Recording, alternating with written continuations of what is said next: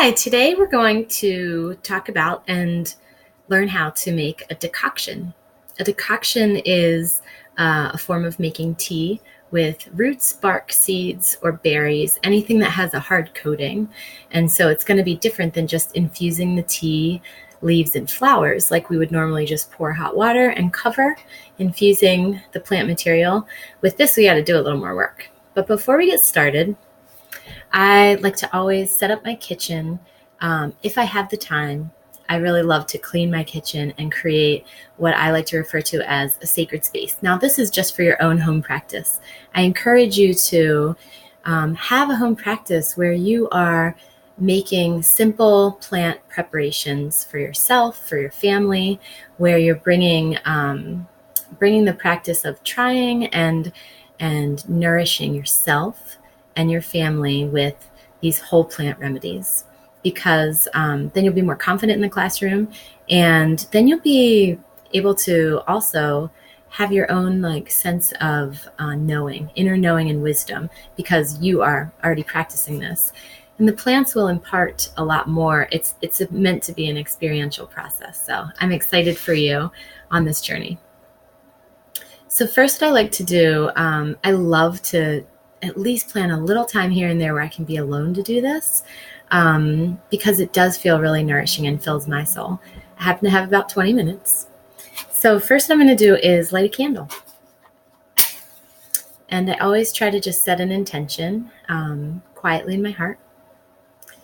And then I light a candle during this process, especially in the cold winter months. In the summer, not so much. There's steam and heat and kids are running in with bare feet. But in the winter, I really like to bring this fire in as a symbol of I'm doing something that really spreads my light to the world and brings light to me. We're really nearing winter solstice right now, about 2 weeks from now.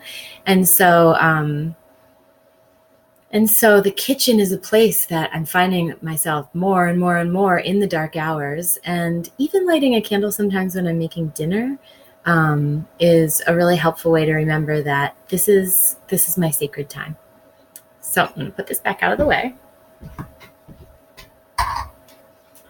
And then I like to grab my sage bundle and just hold the sage just above the flame. And we don't even really need to dip it into the flame.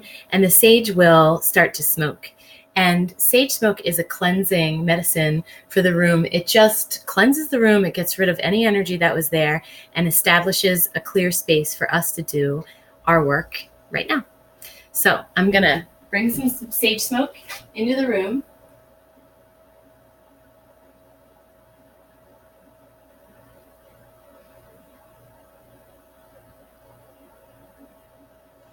I just love the way it smells. I love the practice of pausing, stopping to just remember that the plants are here for us in every season. And this happens to be some sage that a friend was growing in her yard out west. But, we can make a sage bundle we can make a bundle out of cedar. Cedar's very cleansing too, and that grows nearby. It's also nice to just go ahead and clear our own body and our own chakras with the sage. And if you have a friend over, it's nice to offer this to one another as well. It smells so good in here, and I feel ready to get started. I'm just going to lay this down in a little wet spot in my sink until the smoke goes out. I have a porcelain sink, so this works really nicely. And it's out. Okay, so we're ready to make our decoction. Today I have a bowl of dandelion roots. These were harvested in the fall from the garden where there were hundreds. And then they were taken and brought in and washed and chopped up. We popped them into the toaster oven for about 3 minutes at about 375, no more. The first batch I did longer, and they burned. And this batch I just popped in the oven, and they're nice and roasted, which, just like a sweet potato, brings the sugars to the forefront so that it's a really nice sweet snack. Kids love to snack on it. And while the root of dandelion is bitter, it's also nourishing, and sweet really stands out. So today we're going to make a tea decoction of the roots of the dandelion. I brought the mortar and pestle out because the mortar and pestle is a great way to process roots. So we're going to just take a tablespoon of our roots. What a fun thing to have for your students in the classroom.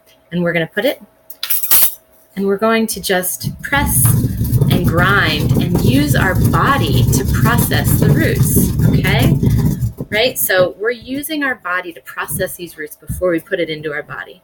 What a great time to have a conversation with any age student about processed foods and what it means for your body to imbibe drinks that have been processed, sugars that have been processed versus whole foods. So as a human being, we have all this energy that is ready to go find our food, forage our food, put it into our body, chew it up really well, process the fibers and the sugars and the proteins and the fats and the carbs, and separate them and utilize them. But we live in a time and a place where a lot of the time machines and factories are doing all this processing for us, right? They're separating the wheat and grinding it into flour, and then that's being baked into bread, and we're eating processed food. Or they're taking the grains and they're turning the original oat into the sliced oats, and we're eating granola bars with rice bran syrup in it, which tastes so good, but leave us with an extra amount of energy that would have gone towards processing the whole food had we put whole food in our body. So just experimenting with that conversation. What happens when we do eat a meal that has foods that have not even been processed at all? Can we do that? Do we do that? So, I mean, maybe we're talking about very little processing. Like we could be talking about beans, and they are processed, right? Because they're cooked, but it's whole food still if we're eating a whole food meal. And what happens, how much longer does our body stay satiated if we eat an unprocessed whole foods meal versus a meal that's previously been processed? It might be a fun experiment to do in school. So we are working with the tea project with unprocessed whole plant material. And we are processing it a little bit, just like we would process food to prepare for our meals by drying it and chopping it up and putting it into water so that we can drink the tea. But, we also could be eating these plants. And I invite you and your students to do that with the dandelion root as well. But this whole plant medicine is essentially, the chemicals from this whole plant medicine are what our pharmaceuticals are based on.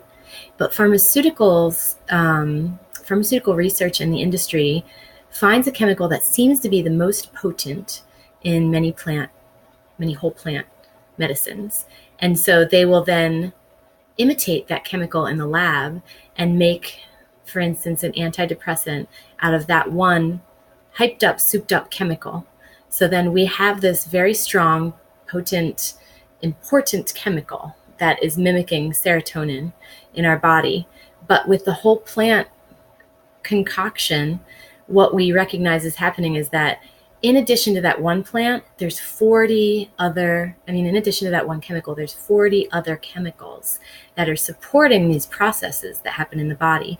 So it's like an orchestra of instruments that make this refined medicine versus the trombone.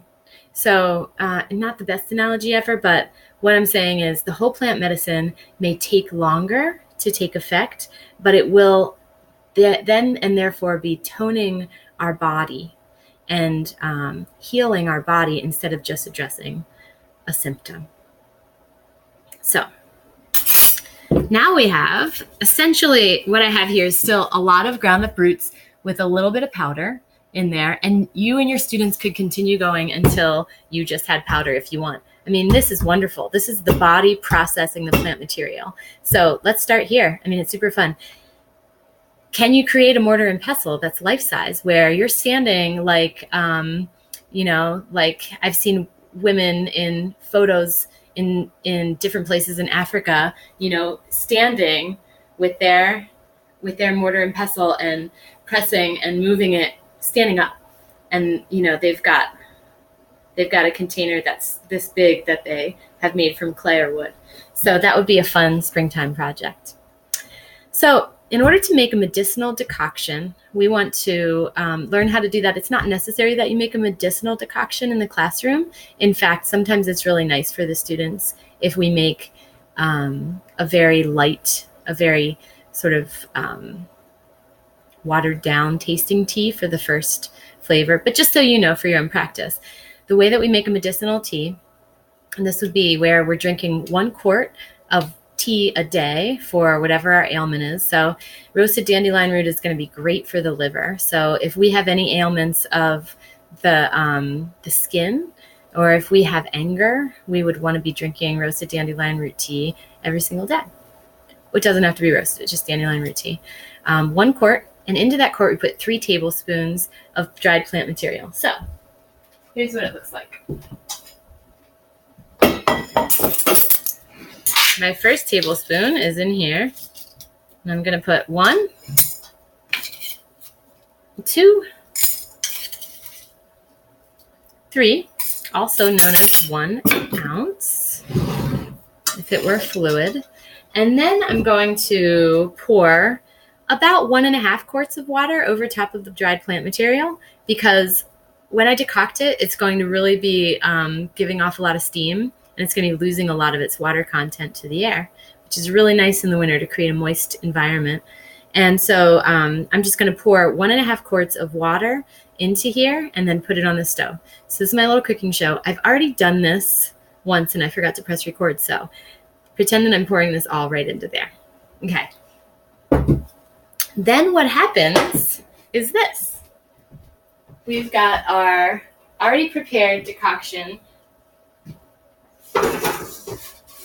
on the stove. And in here, I've got that 1.5 quarts of water over top of the roasted dandelion roots. I think you might be able to see already we've got tea. I've had it on there for 5 minutes.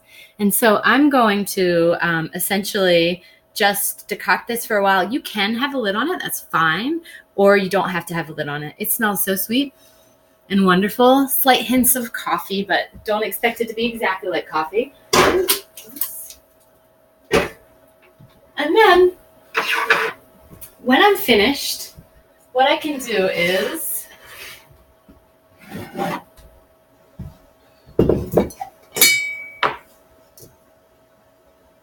I can have some kind of a receptacle where I then take the roasted dandelion root decoction.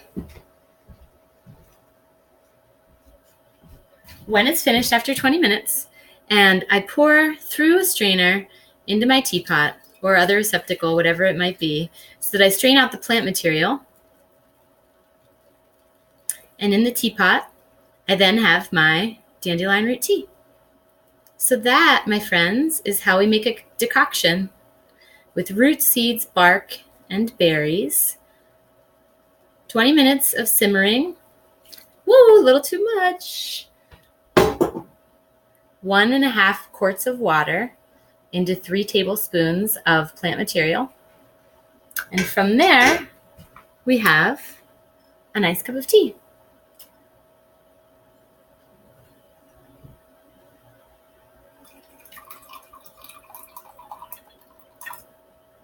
There's one more thing I wanted to say about a decoction, which is that if any of you are curious about making about making elderberry syrup, this is the method that you start with.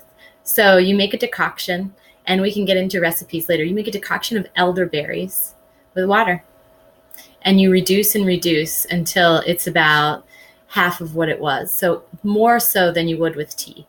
But you do continue to reduce, and then you strain out the berries, and then there's other steps involved in there.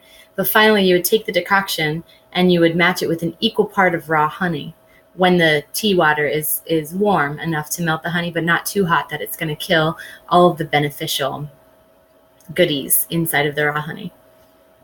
To you and your decoction.